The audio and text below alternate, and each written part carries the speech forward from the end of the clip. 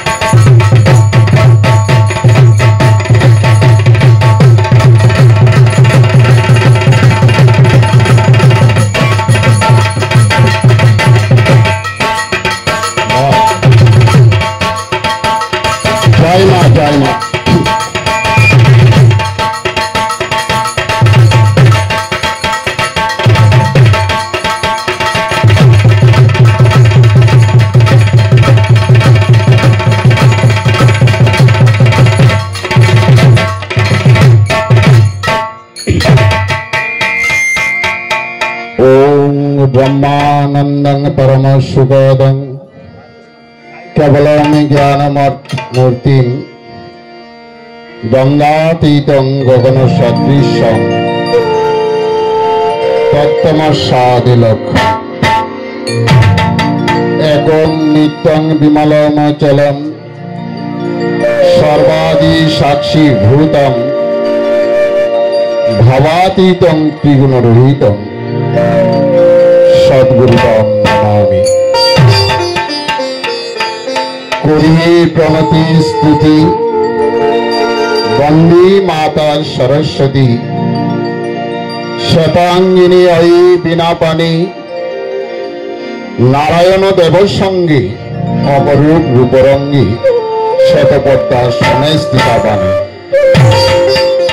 বিনা বাদ্য সপ্তস্বরা যথা নারায়ণ ধারা মৃদঙ্গ বাদিনী বাগ দেবী ব্যাসদি বাল্মীকি মুনি বিচক্ষণ মহাজ্ঞানী তোমাকে সরিয়া হল কবি। বিনা বাদ্য সপ্তস্বরা যথা নারায়ণ ধারা মৃদঙ্গ বাদিনী বাগ দেবী ব্যাসদি বাল্মীকি মুনি বিচক্ষণ মহাজ্ঞানী তোমাকে সরিয়া হল কবি। আসরে আছেন যারা ভক্ত প্রাণ শ্রোতা তারা নিজ গুণে ক্ষমা করা চাই। আপনাদের চরণ ধুলি পেলে পরে মাগো এই শিল্পীদের মনে আনন্দ ধরে আপনাদের শ্রী চরণে আমি সশ্রদ্ধ প্রণাম জানাই। শুধু ভক্তমণ্ডলী, প্রতি বৎসরের ন্যায় গোবিন্দ বাবু এবং রবীন বাবুর এই পরিবারের উদ্যোগে বামনগাছি শ্রী রামকৃষ্ণ বিবেকানন্দ সেবা কেন্দ্রের পরিচালনায় আজকের এই ভক্ত সম্মেলন তথা সমবেত উপাসনা আপনারা বিকেল 4টা থেকে ভগবত প্রসঙ্গ শ্রবণ করছেন। তারা ভগবত প্রসঙ্গ শ্রবণ করে যাদের অন্তরের অন্তঃস্থলে ভগবানের স্থান রয়েছে, যারা অনুভব করে এই পৃথিবীতে ভগবান আছেন, তার কৃপাতেই আমরা এই ধরাধামে জীবন যাপন করি। তাই শাস্ত্র বলে যুগের প্রয়োজনে এই ধরাধামে স্বয়ং ভগবান অবতীর্ণ হন। আমরা দেখেছি ভগবান শ্রী রামচন্দ্রকে, দেখেছি ভগবান শ্রীকৃষ্ণকে, দেখেছি সেই অবতার বুদ্ধদেবকে, দেখেছি যীশু খ্রিস্টকে, আমরা দেখেছি সেই শ্রী চৈতন্য মহাপ্রভুকে। আর এবার সর্বধর্ম সমন্বয় করবার জন্য যুগের প্রয়োজনে এলেন আমার কুকুরে স্বয়ং ভগবান শ্রীরামকৃষ্ণ পরমহংসদেব। তাই আসুন একটু বন্দনার ভাবে আমি প্রথমে একটু যাব, তারপর পালায় প্রবেশ করবার চেষ্টা করব। হরিনাম সত্য গুরু নাম সত্য ভাব রাম কৃষ্ণের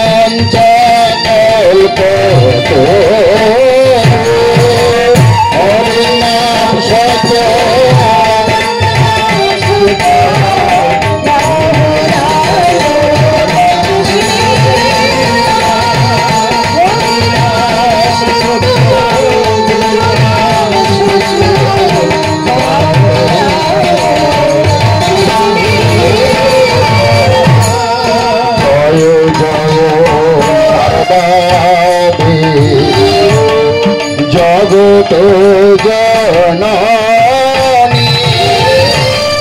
তুমি মাগো কৃপাময়,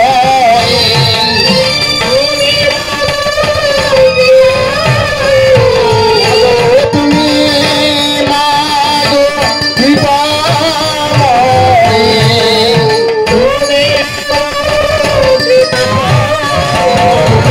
বিচিত্র রূপী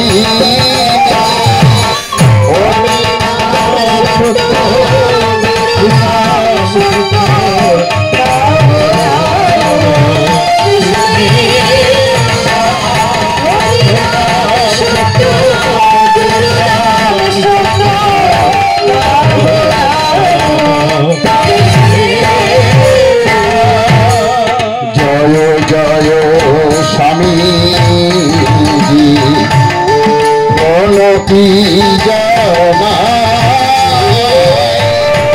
বিশ্ববিজয়ী বলে তুমি বিশ্ববিজয়ী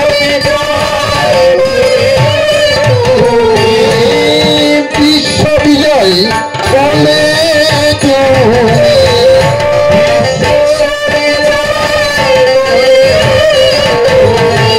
শ্রীরাম কৃষ্ণের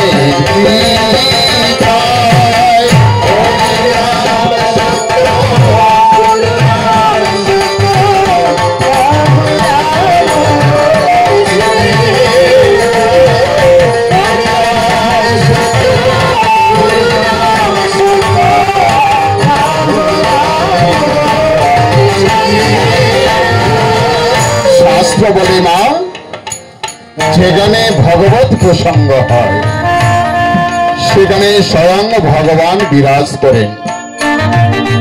তাই আজ বিকেল 4টা থেকে ভগবত প্রসঙ্গ হচ্ছে। ঠাকুর মা স্বামীজি এখানে বিরাজ করছে, তাদের গুণকীর্তন স্বয়ং তারাই শ্রবণ করছে। তাই ভক্তরা মিলে আজকের এই শুভ দিনে একবার আসুন, উলুধ্বনিতে আমরা স্বাগত জানাই। সবাই মিলে করিতে লাগিল, জয় রাম কৃষ্ণ জয় মা শারদা,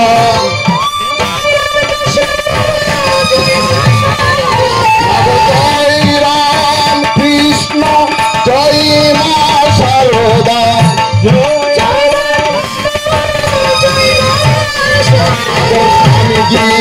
নামে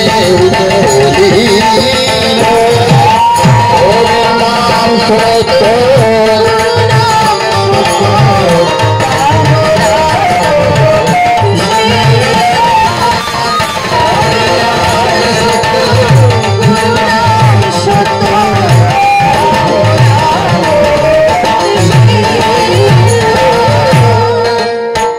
পূজনীয় মহারাজের কাছ থেকে যারা তখন উপস্থিত ছিলেন আপনারা শুনেছেন সংক্ষেপে।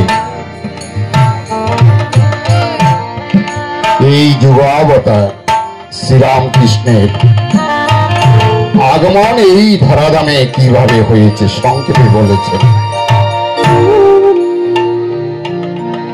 কামারপুকুরবাসী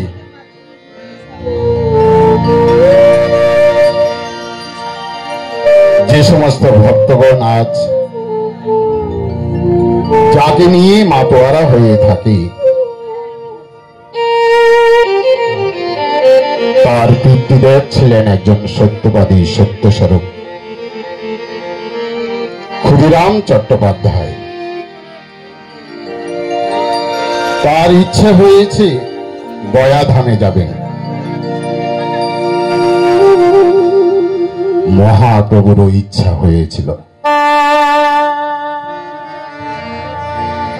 গয়া ধামে যাবেন, তিনি প্রকট হবেন।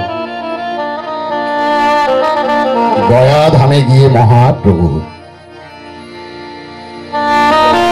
ঈশ্বরপুরীর সাথে যখন সাক্ষাৎ হয়, ঈশ্বরপুরী তাকে ডেকে নিয়ে এসে মহামন্ত্র তার কর্ণে প্রবেশ করিয়ে দিয়েছিলেন। ছিলেন মহাপণ্ডিত,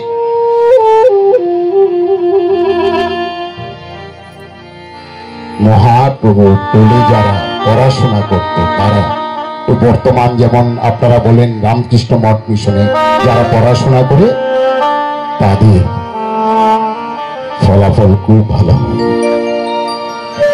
তখনকার দিনে মহাপ্রভুর টোলে যারা পড়াশোনা করত তারা এক একজন ভীষণ জ্ঞানী ছিলেন। কিন্তু তখন যুগের প্রয়োজনে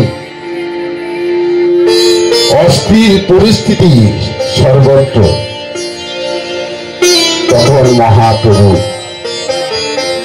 সিদ্ধান্ত নিলেন, না, নবদ্বীপে বসে থেকে পরিবর্তন আনা যাবে না। তাই তিনি গিয়েছিলেন গয়া ধামে এবং সেখানে ঈশ্বরপুরী যখন তাকে সেই মহামন্ত্র কর্ণে প্রবেশ করিয়ে দিয়েছিলেন, তখন থেকে যে মহাপ্রভু নবদ্বীপ থেকে গয়া ধামে গিয়েছিলেন, ফিরে আসার পরে সেই নিমাইকে আর নবদ্বীপে পাওয়া যায়নি, পরিবর্তন হয়েছিল। ক্ষুদিরাম চট্টোপাধ্যায় যখন গয়া ধামে গেছেন পিণ্ডদান করবার জন্য, গভীর রাত্রিতে স্বয়ং বিষ্ণু এসে যখন তাকে স্বপ্নাদেশে বলছেন, ক্ষুদিরাম, আমি তোমার গৃহে যেতে চাই। আমার গৃহে কেন? বলছে না, যুগের প্রিয়জনে আমি তোমার গৃহে যাব। বলছে না, আমার গৃহে রয়েছে দারিদ্রতা, নিজেরাই খেতে পারে না, আর তুমি যাবে আমার গৃহে? বলছে না ক্ষুদিরাম, যেদিন আমি তোমার গৃহে গিয়ে হাজির হব সেদিন থেকে তোমার আর দারিদ্রতা থাকবে। ফিরে এসে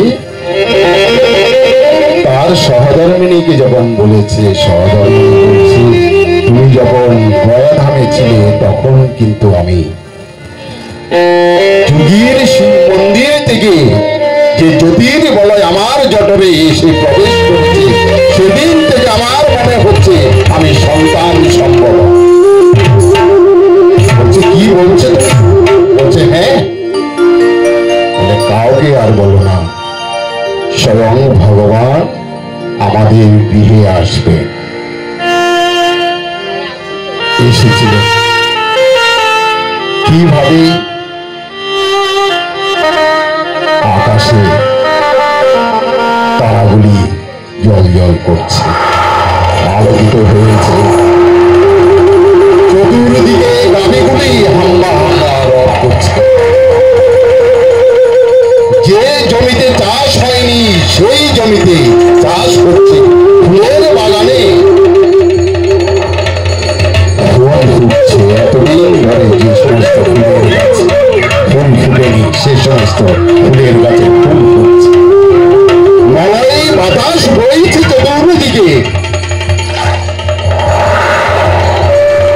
আর হঠাৎ শঙ্করধ্বনি শোনা যাচ্ছে ক্ষুদিরামের গৃহে।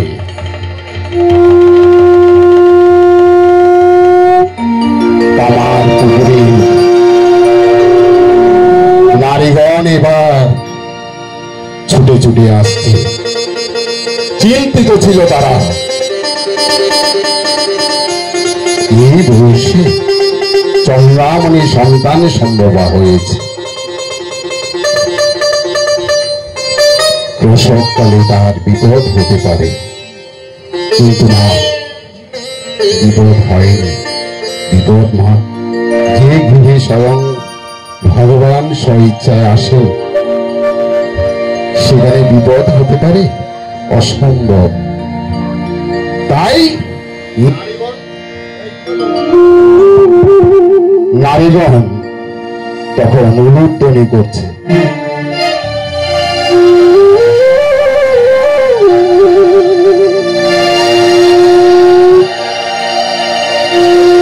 চতুর্দিকে নারীগণ উলুধ্বনি দিল,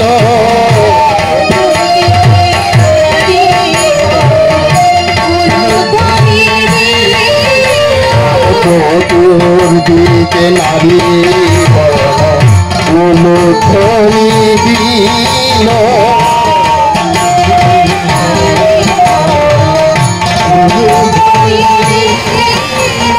ভক্তগণ সবাই মিলে হরি হরি বলিল।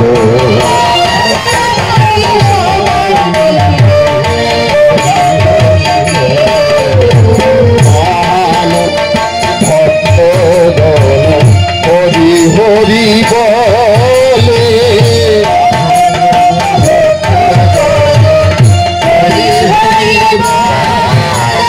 নারীগণ পুনরায় উলুধ্বনি করি,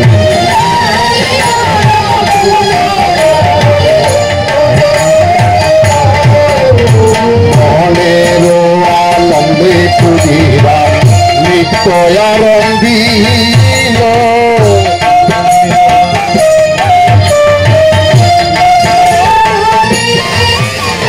মনের আনন্দে প্রতিবেশীগণ হরি হরি বলিল।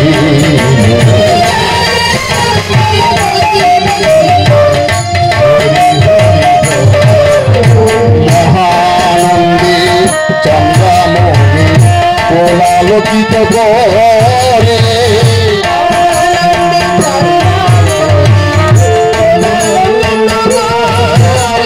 দেব শিশু এলো এবার ক্ষুদিরামের ঘরে,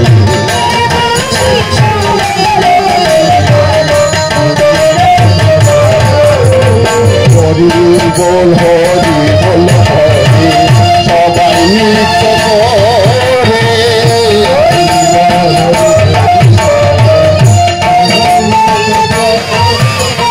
নারীগণ শঙ্খ ধরি উলুধ্বনি করে।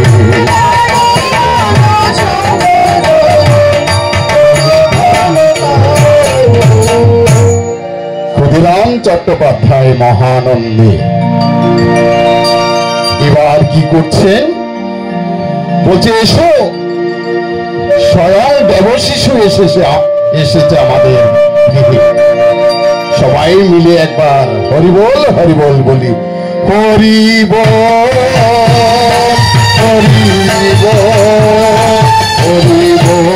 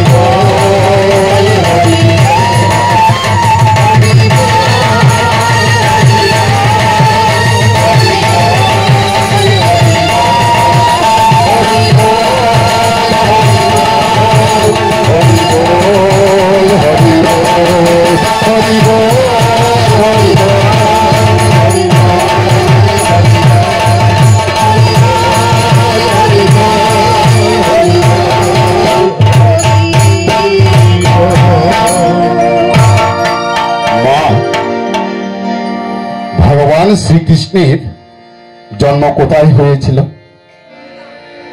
কারাগারে তো, কারাগারে। আর যীশু খ্রিস্টের জন্ম কোথায় হয়েছিল বলুন তো? হ্যাঁ হ্যাঁ। আর মহাপ্রভুর জন্ম কোথায় হয়েছিল?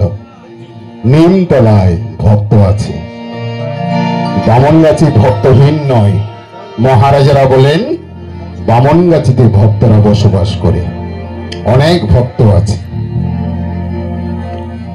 আর শ্রীরামকৃষ্ণ পরমহংসদেব অর্থাৎ যে দেবশিশু এসেছে কোথায় বলুন তো? ঢেকি সালে মিল রয়েছে।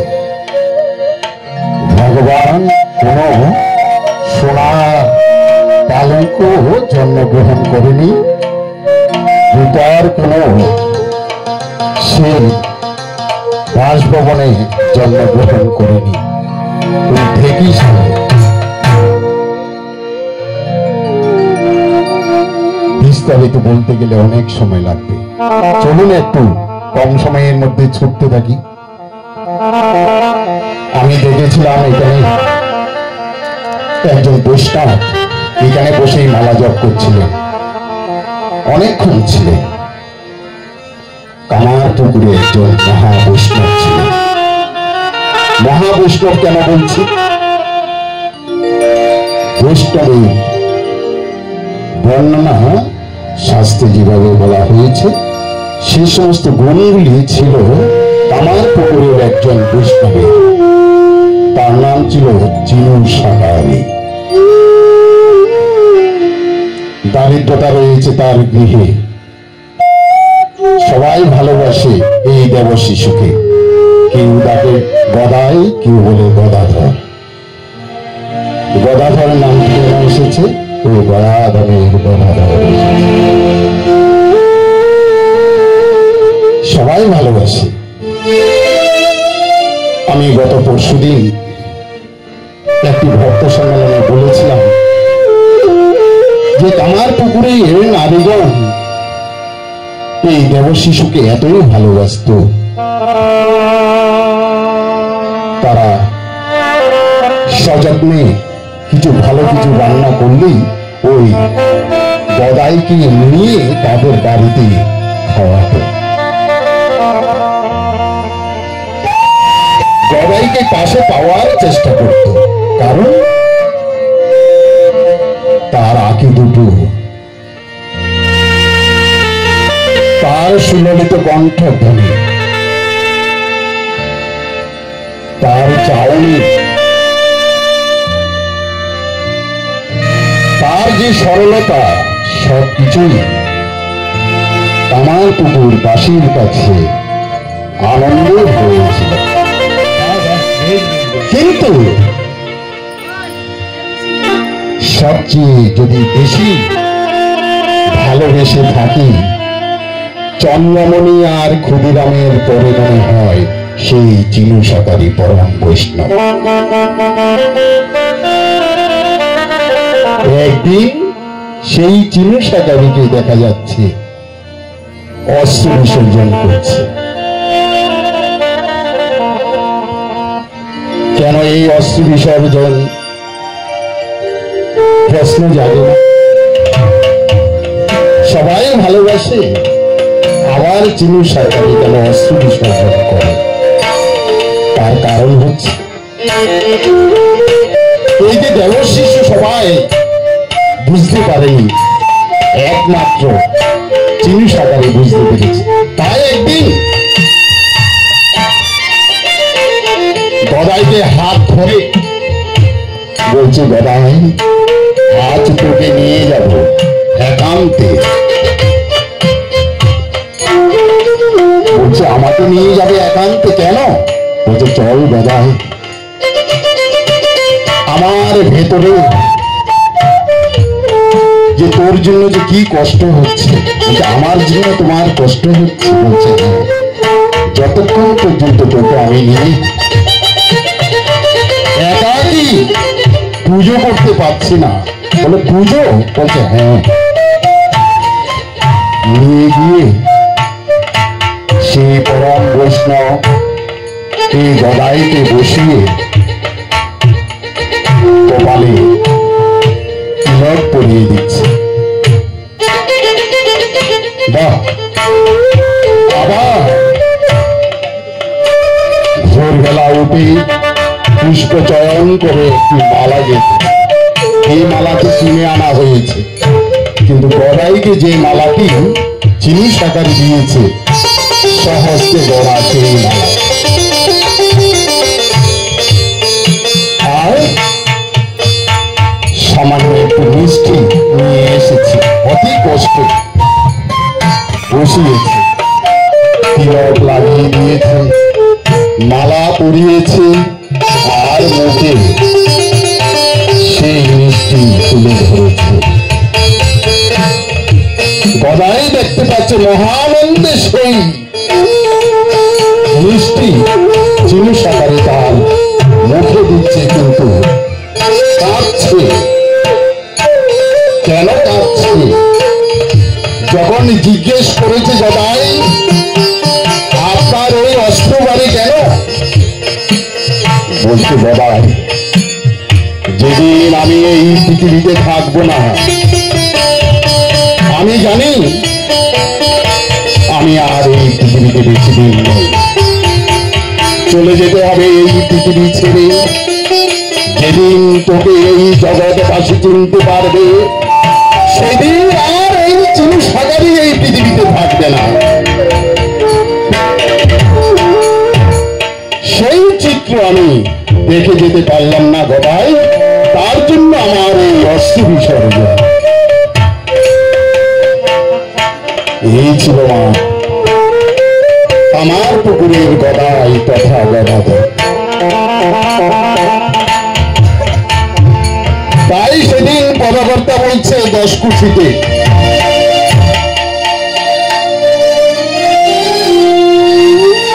মনে আনন্দ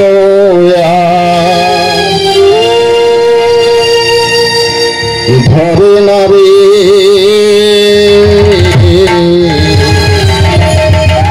আনন্দ ধরে না রে মনে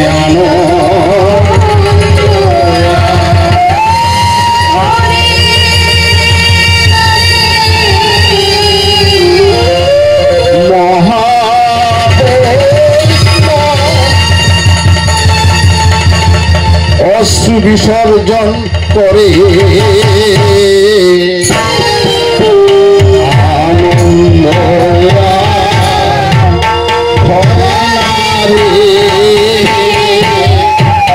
আনন্দ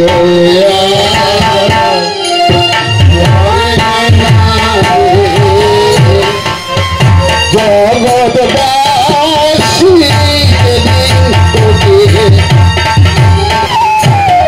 আসল রূপ দেখতে পাবে,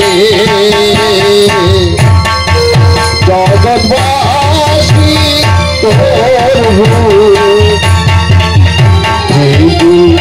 তারা দেখতে পাবে, জগৎবাসী আসল রূপ দেখতে পাবে,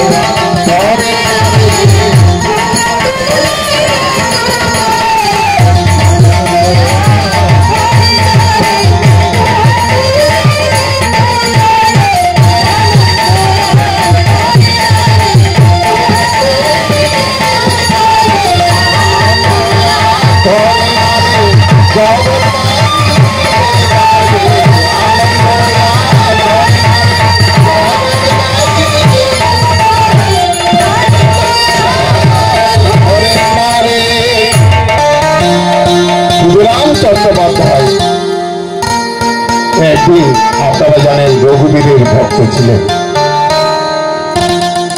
রঘুবীরকে পুজো করবে বলে সেই পুষ্প নিয়ে, চন্দন নিয়ে, ফলাদি নিয়ে, মিষ্টি নিয়ে বসেছে।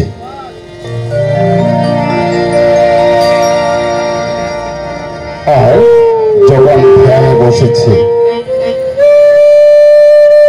হঠাৎ দেখতে পাচ্ছি রঘুবীরের জায়গায় গদায় এসে বসে আছে। তখন চোখ খুলে অবাক হয়ে গেছে। দীর্ঘদিন ধরে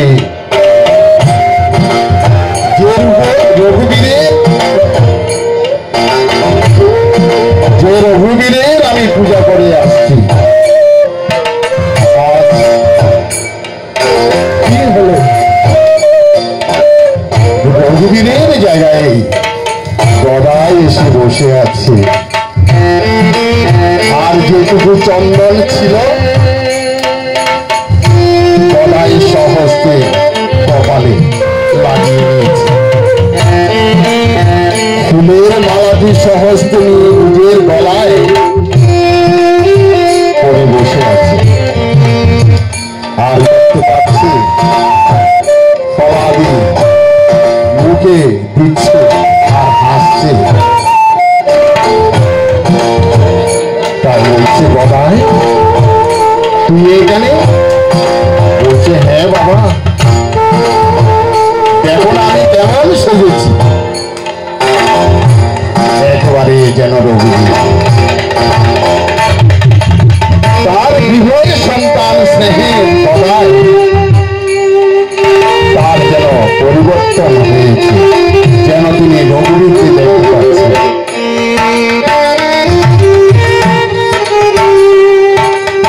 সেদিন থেকে বুঝতে পেরেছে রাম চট্টোপাধ্যায়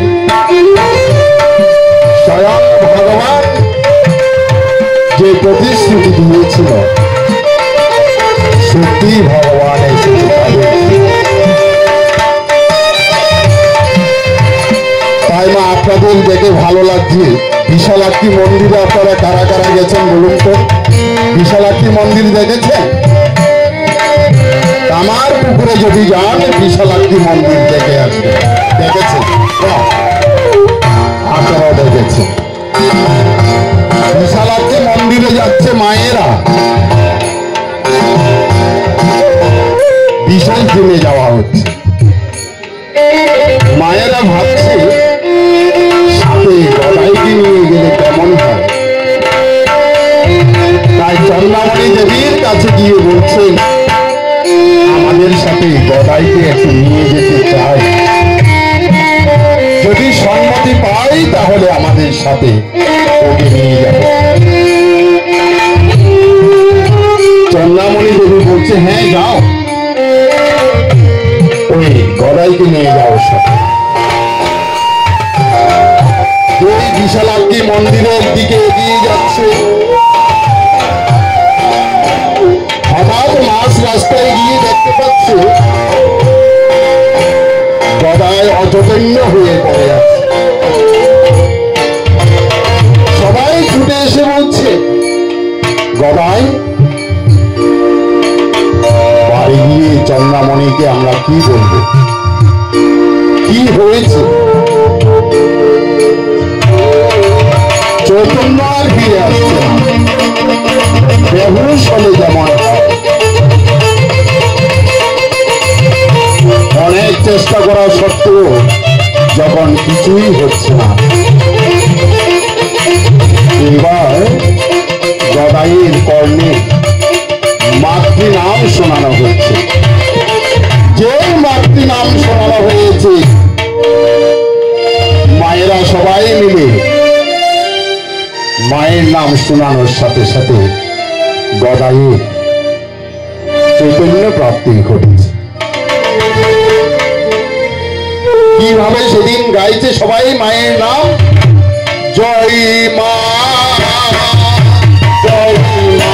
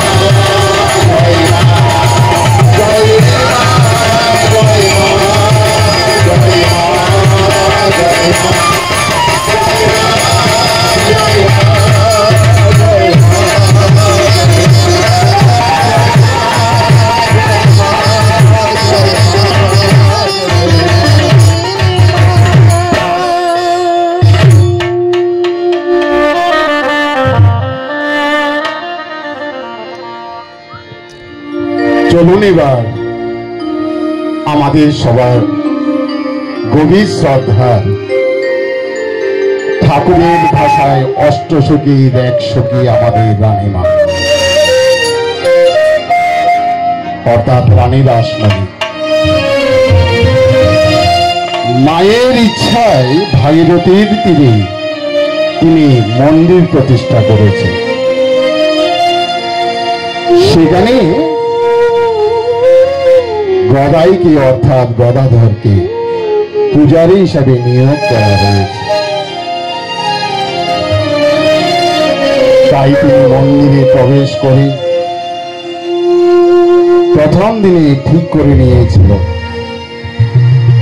যদি এই মা মৃন্ময়ী হয় তাহলে আমি এই পুজোর দায়িত্ব আমি কোনোভাবেই নিতে পারব না, যদি চিন্ময়ী হয় তবেই আমি মায়ের পূজা করব।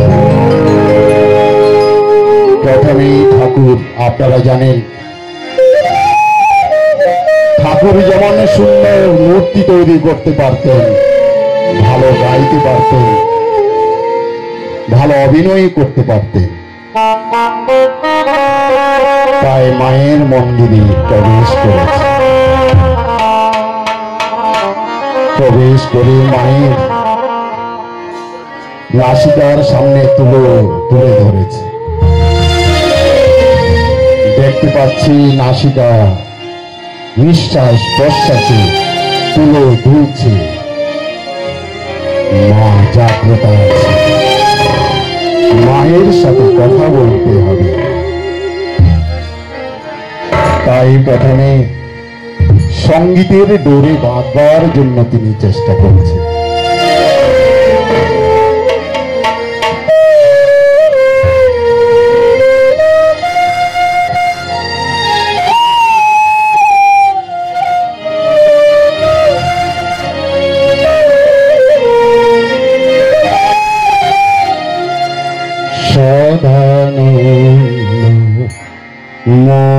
মহিকালী মহাকালী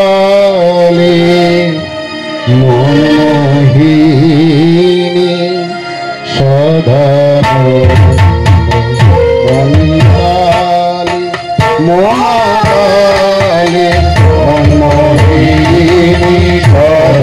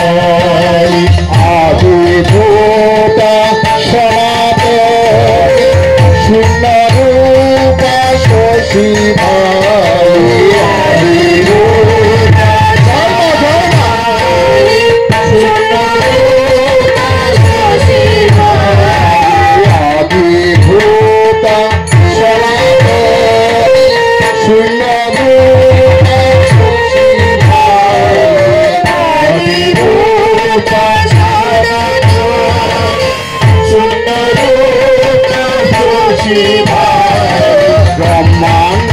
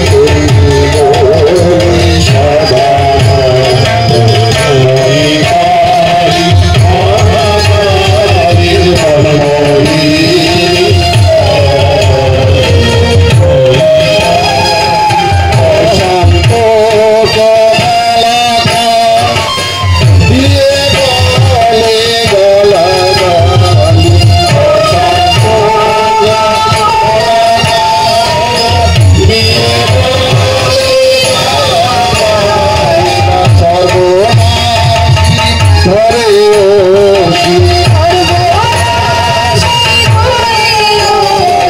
সর্বনাশী ধরে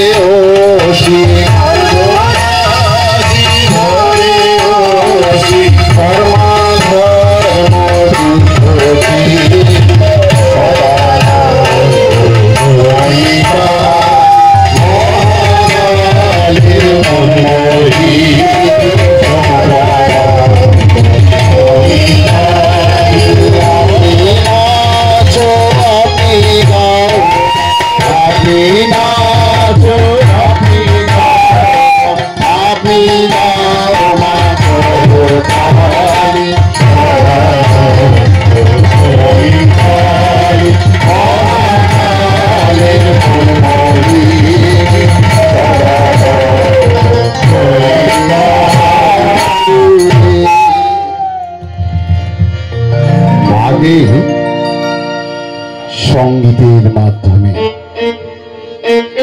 ভক্তির মাধ্যমে ভক্তির ডোরে বেঁধেছিলেন।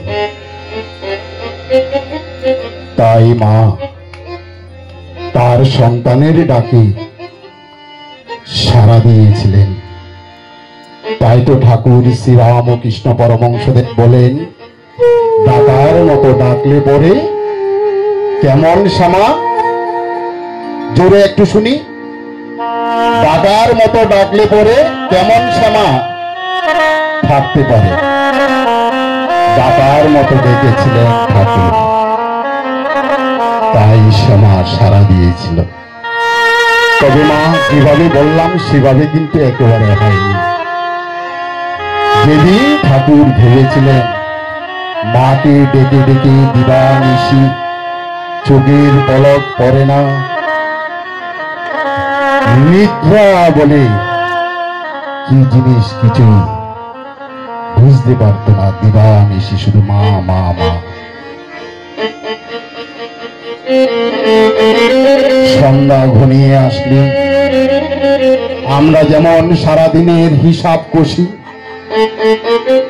ঠাকুর ওই দক্ষিণেশ্বরে ভাগীরথীর তীরে পাথরের উপরে কপাল ঘষতে ঘষতে শুধু বলতে, মা আরো একটি দিন চলে গেল, আমাকে দেখা দিলেন। মা 2025 সালের আর একটি দিন আমাদের জীবন থেকে চলে গেল। 2026 সালে আজকের দিনটি আর পাবো না। এই পৃথিবীতে যতদিন আছি আজকের এই দিনটিকে পাওয়ার চেষ্টা করলেও আমরা পাবো না। একটি শিশুকে তার মা একটি ক্যাডবেরি চকলেট খেতে দিয়েছে। ছেলেটি মহানন্দে তার মায়ের হাত থেকে ক্যাডবেরিটি নিয়ে খাচ্ছিল, মহা আনন্দে খাচ্ছিল। কিন্তু মা এই ক্যাডবেরি চকলেটটি যখন 50% শেষ হয়েছে, শেষের দিকে যাচ্ছে, এতক্ষণ ধরে মহানন্দে যে শিশুটি ক্যাডবেরি চকলেটটি খাচ্ছিল সে এবার কাঁদতে শুরু করেছে। কেন বলুন তো? চকলেটটি যে শেষ হয়ে যাচ্ছে। ওই যে প্রদীপটি জ্বলছে মা, প্রায় তেল শেষের দিকে। যখন তেল শেষ হয়ে যাবে প্রদীপটি নিভে যাবে। আমাদের জীবনে সেই দিনটি হয়তো ঘনিয়ে আসছে, কিন্তু ভগবান শ্রীরামকৃষ্ণ পরমহংসদেব বারবার যদি বলতেন ঈশ্বর লাভই হচ্ছে মনুষ্য জীবনের মূল উদ্দেশ্য। কারণ আমরা এই পৃথিবীতে আসার আগে প্রতিশ্রুতি দিয়েছিলাম ধরাধামে যাব, তোমার গুণ কীর্তন করব। আমরা করি না সেইভাবে, করি না। প্রতিশ্রুতি ভঙ্গ হয়েছে, আমাদের যাওয়ার সময় হয়ে আসছে। তাই বলি না, যাওয়ার আগে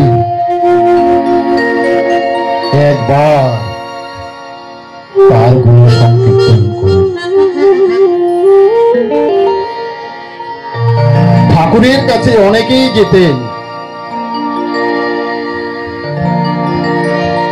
সবাইকে তিনি কৃপা করতেন, জাতি ধর্ম বর্ণ নির্বিশেষে। একবার এক ভক্তের বাড়ি থেকে ভিক্ষা করে সম্ভবত ফিরছিলেন।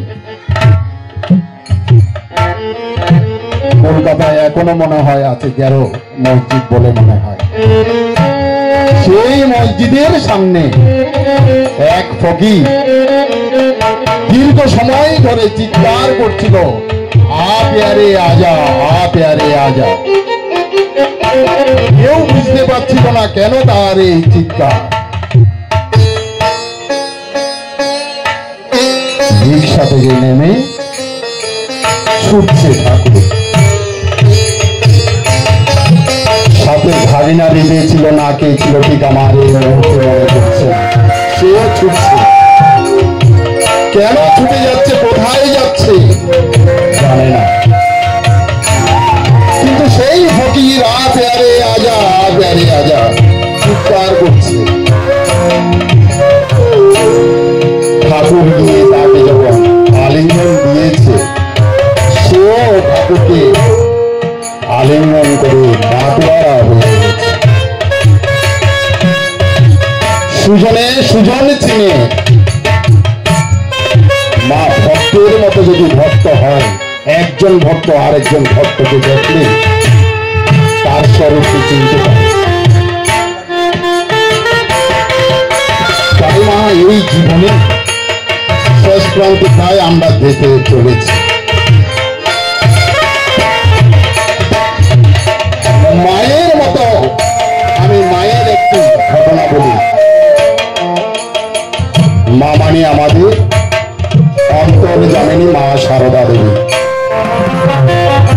মায়ের কাছে সবাই আসত, কৃপাবাড়ি বর্ষণ করত।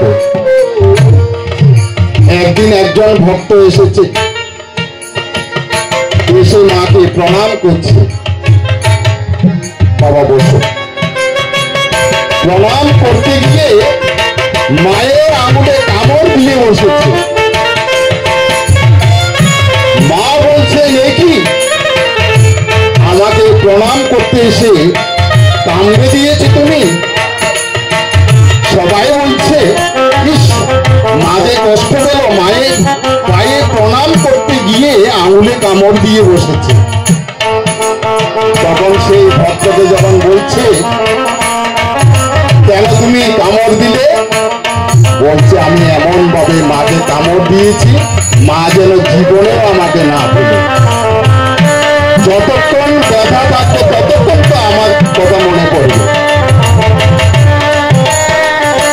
তাই মা দেখুন কত ধরনের ভক্ত আছে, তার কৃপা বাড়ি পাওয়ার জন্য বিভিন্ন পথ অবলম্বন করছে। তাই তো ঠাকুর বলছেন, যত মত তত পথ।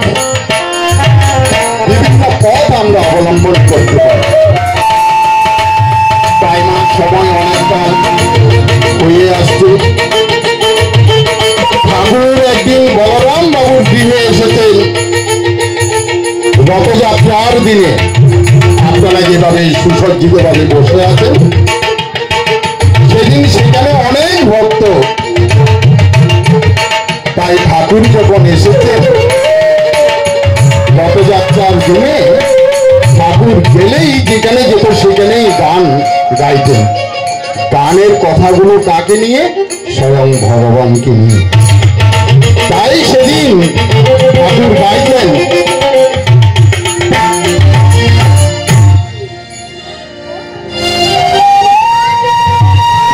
একসাথে গাইব আজকে ঠাকুরের সাথে। মনে করুন এটাই বলরাম বাবুর ভবন। ঠাকুর এসেছেন, ঠাকুর গাইছেন এবার, আর সবাই মিলে ঠাকুরের সাথে গাইছেন। তাদের হরি বলতে নয়ন ঝরে, তারা তারা দু ভাই এসেছে। তাদের হরি বলতে নয়ন ঝরে,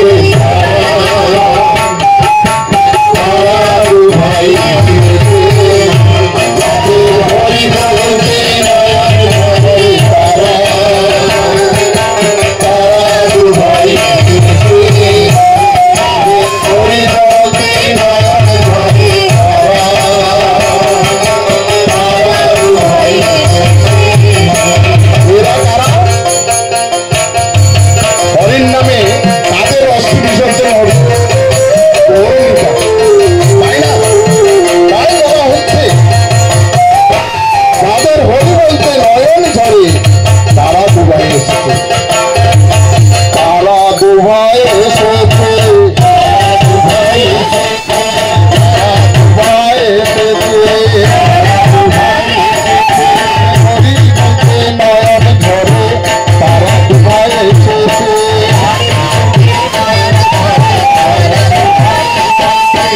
হরি বলছে নয়ন ঝরে, তারা দুভাই এসেছে, তারা জগাই মাদাই উদ্ধারিল, তারা দুভাই এসেছে, তারা জগাই মাদাই উদ্ধারিল, তারা দুভাই এসেছে, তারা হরি হয়ে হরি বলে, তারা দুভাই এসেছে,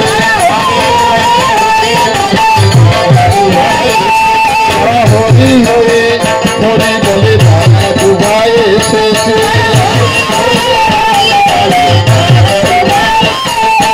তারা দুভাই এসেছে,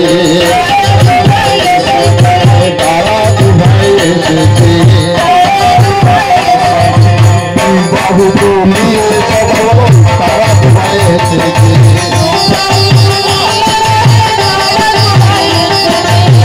বাবু তুমি দুভাই এসেছে, হরি হরে হরি বলে, তারা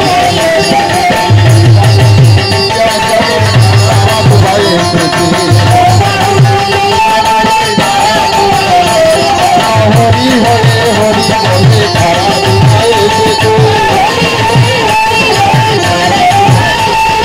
হরি হরে হরি বলে, তারা দুভাই এসেছে, হরি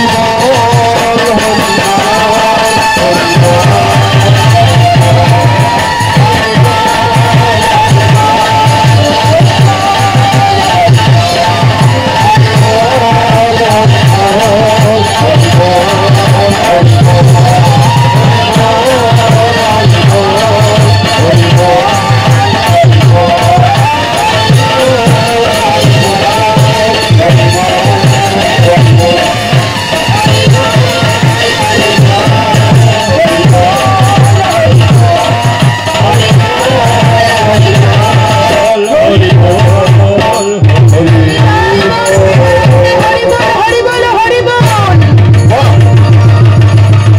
রামকৃষ্ণের জয় বলো, রামকৃষ্ণের জয়, আরে রামকৃষ্ণের জয় বলো, রামকৃষ্ণের জয়, মা শারদার জয় বলো, মা শারদার জয়, আরে মা শারদার জয় বলো, মা শারদার জয়, স্বামীজির জয় বলো, স্বামীজির জয়, মা আপনারা এই মায়ের মতো মা পাওয়া এই জন্মে খুব কষ্ট, কারণ যে মা বলছে আমি তো আছি, যখন বিপদে পড়বে আমাদের স্মরণ করবে, মায়ের এই কথাটি কিন্তু মিথ্যা নয়। আজকে এই পুণ্য দিনে আপনাদের সামনে আমিও কথা দিয়ে যাচ্ছি, প্রমাণ স্বরূপ বলছি, যখনই মনে কষ্ট আসবে, সংসারের জ্বালা যন্ত্রণায় যখন অতিষ্ঠ হয়ে যাবেন, তারা এতদিন ধরে আপনাকে ভালোবাসে বলে মনে করে তাদেরকে স্মরণ না করে এই অন্তরে যাবেন, মাকে একবার স্মরণ করবেন, দেখবেন এই ভাইটি সকাল থেকে আমাদের সাথে ছিল, এই সমস্ত এই যে সাজানো গোছানো একসাথে ছিল আমাদের সাথে, মাকে একবার স্মরণ করবেন, দেখবেন অনুভব করবেন মা আছেন পাশে। তাই তো বলছে এই মা কোনো পাতানো মা নয়, সত্যিকারের মা, কবি শান্তি চায় না, কারো দোষ দেখো না। তো যখন মাকে কামড়ে দিয়েছিল আঙুলে তখন বলছিল মা কিছু বলতে পারলো না, ওকে দোষ মা কি বলবে, মা কারো দোষই দেখতে পারে না। মা নিজে কোনোদিন কারো দোষ দেখতেন না, তাই বলতেন যদি শান্তি চাও না কারো দোষ দেখো না। আজ থেকে আসুন না আমরা একটু একটু করে দোষ দেখাতে একটু কমিয়ে দিতে পারলে আমাদের জীবন সার্থক। আর স্বামীজি বলছেন আমি কলকাতার নরেন্দ্রনাথ দত্ত, এই নরেন্দ্রনাথ দত্ত থেকে স্বামী বিবেকানন্দ পরিণত করে দেওয়ার ক্ষেত্রে আমার গুরুদেব ভগবান শ্রীরামকৃষ্ণ পরমহংসদেবের অবদান রয়েছে, আর সাথে সাথে আমার গর্ভধারিণী মায়ের অবদান রয়েছে। যেটুকু সময় আমাদের হাতে আছে আসুন আমরা প্রতিশ্রুতিবদ্ধ হই, প্রতিজ্ঞাবদ্ধ হই, বাড়িতে যে মায়েরা আছে গর্ভধারিণী মায়েদের প্রতি আমরা শ্রদ্ধাবান হব। আর আমাদের যে গুরুদেব আছে যে যেখান থেকে দীক্ষা নিয়ে থাকুন না কেন কোনো অসুবিধা নেই, তারাই ভেদাভেদ করে যারা নিজের গুরুদেবকে ঠিক মতো শ্রদ্ধা করে না। ঠিক তো আপনি দেখবেন সেই জায়গায় দাঁড়িয়ে যে নিজের গুরুদেবের প্রতি আস্থা রাখতে পারে না সেই দেখবেন অন্য গুরুদেবকে নিন্দা করে, কাউকে নিন্দা করবেন না। যার কাছ থেকেই মন্ত্র নিয়েছেন সেটি ভালোভাবে জপ করুন। রামকৃষ্ণ পাঠমিশন এইটিই বলে না সেটি বাদ দিয়ে আমাদের এখানে চলে এসো, দল ভারী করো আর মন্ত্র নাও। না না না না, রামকৃষ্ণ পাঠমিশন স্বামী বিবেকানন্দ এর জন্য সৃষ্টি করেনি, তার একটি বিরাট উদ্দেশ্য ছিল। তাই আজ বিশ্বময় হয়ে উঠেছে রামকৃষ্ণ পাঠমিশন। সেখানে কোনো ভেদাভেদ নেই, কোনো বিদ্বেষ নেই, রাস্তা পরিষ্কার হয়ে আছে। তাই তিনি বলছেন এই বিশ্বের দরবারে ভারতের সেই পতাকা উড়িয়ে দিয়ে এসেছিলেন। আজও আপনারা ভাবতে পারবেন না সারা বিশ্বের মধ্যে ভগবান শ্রীরামকৃষ্ণ পরমহংসদেবের সবচেয়ে বড় মূর্তি কোথায়? আমাদের ভারতবর্ষে নয়, সেটিও বিদেশে, আমেরিকা। সারা বিশ্ববাসী আজ যাকে শ্রদ্ধা করে ভক্তি করে তার গুণকীর্তন হচ্ছে। তাই একবার জোরদার সবাই বলুন তো কণ্ঠে ধারণ করুন সেই সর্বধর্ম সমন্বয়কারী ভগবান শ্রীরামকৃষ্ণের জয়গান। আসুন একবার সবাই মিলে দুই হাত তুলে এই রামকৃষ্ণের জয় বলো, রামকৃষ্ণের জয়, রামকৃষ্ণের জয় বলো, রামকৃষ্ণের জয়, মা শারদার জয় বলো, মা শারদার জয়, স্বামীজির জয় বলো, স্বামীজির জয়। মা যে গৃহস্থ প্রতিভা আপনাদেরকে এখানে সমবেত হওয়ার সুযোগ করে দিচ্ছে রবীন বাবুদের ওই যৌথ পরিবার, তাদেরও শ্রীবৃদ্ধি ঘটুক। ঠাকুর মা স্বামীজির শুভাশীর্বাদ ওই পরিবারের সবার উপরে বর্ষিত হোক, সবার উপরে বর্ষিত হোক। তাই একবার সবাই মিলে গৃহস্থের জয়গান করি। গৃহস্থের জয় বলো, গৃহস্থের জয়, আরে গৃহস্থের জয় বলো, গৃহস্থের জয়, রামকৃষ্ণের জয় বলো, রামকৃষ্ণের জয়।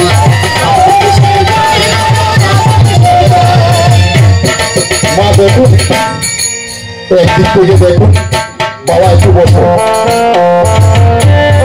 বাবা একটু নিচে নিচে, বাবা একটু নিচে।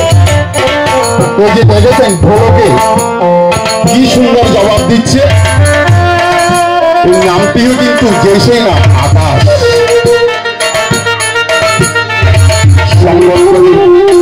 ঈশ্বরের গুণকীর্তন করার ক্ষেত্রে সহযোগিতা করে। আমাদের সুজিত বাবু একজন গুণী ব্যক্তি, তিনিও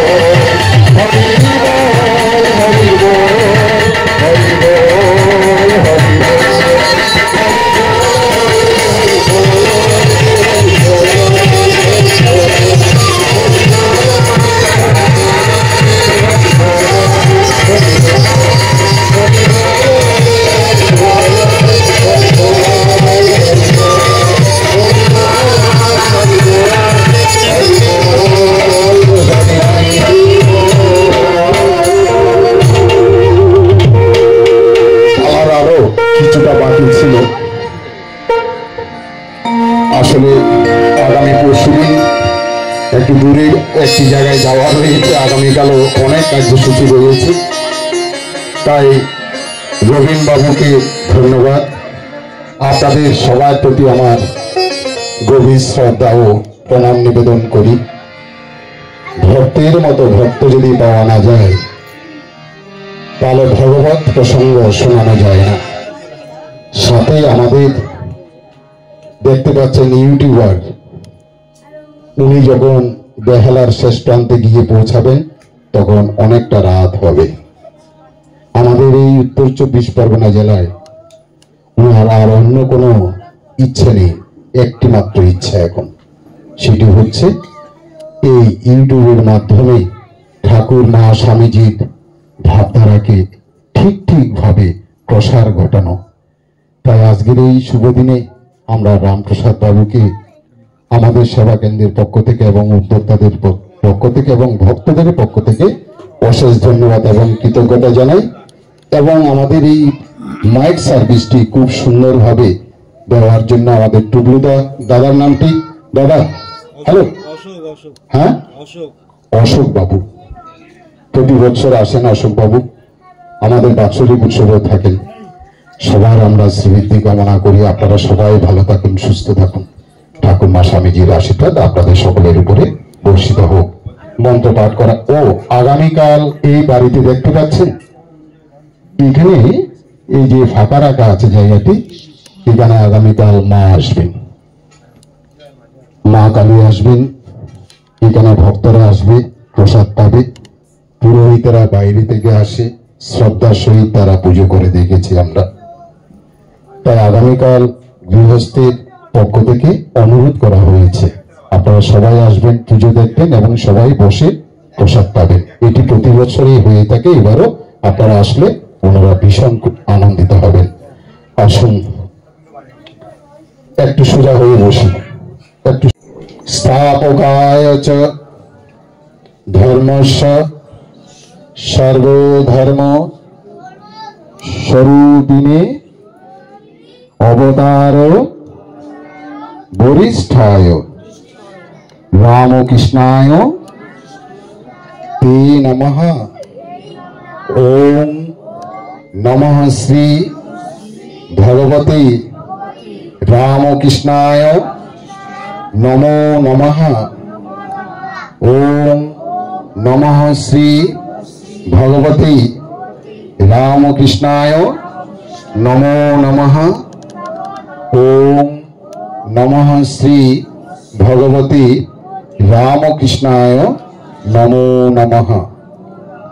জননী শারদাং দেবীং রামকৃষ্ণং জগদ্গুরুং পাদপদ্মে তয়োসিত্বা প্রণমামি মুহুর্মুহু। নমশ্রী জ্যোতিরাজায় বিবেকানন্দ সুরয়ে সচ্চিৎ সুখ স্বরূপায় স্বামিনে তাপহারিণে। যা দেবী সর্বভূতেষু মাতৃরূপেণ সংস্থিতা নমস্তস্যৈ নমস্তস্যৈ নমস্তস্যৈ নমো নমঃ। ফুলবের কথা প্রাপ্তি দেবেন, ছুড়ে দেবেন না। আমাদের স্বেচ্ছাসেবকরা রয়েছে।